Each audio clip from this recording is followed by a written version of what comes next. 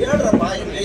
ಬಲ ಭಾರತ ಮಾತಾಕೆ ನಮ್ಮ ಪಕ್ಷದ ಮೂಲೆ ಮೂಲೆಯಿಂದ ಬಂದಿರ್ತಕ್ಕಂಥ ಎಲ್ಲ ನಾಯಕರುಗಳೇ, ಏನು ಸಭೆ ಕರೆದಿದ್ದೀವಿ ಅಂತಂದ್ರೆ ನಮ್ಮ ನಾಯಕರನ್ನು ಕಳ್ಕೊಂಡಿದ್ದೀವಿ.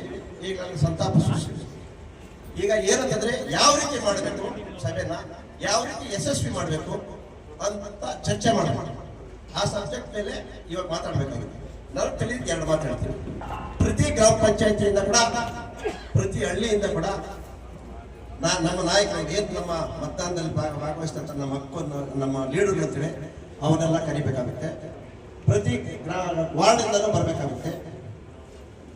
ತಕ್ಕ ಮಟ್ಟಿಗೆ ಮಹಿಳೆಯರು ಸೇರಿಸ್ಕೊಳ್ಬೇಕಾಗುತ್ತೆ.